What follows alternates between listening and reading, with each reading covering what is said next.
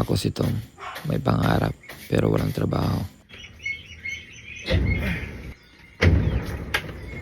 Panibagong araw, panibagong kwento. Pero ito ang halos araw-araw kong ginagawa.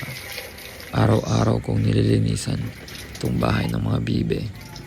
Kaso, sabi ng tatay ko, mas mabilis lang daw masira yung kawayan pag araw-araw ko daw itong binabasa. Kaya naisipan kong humingi ng ipa ng palay.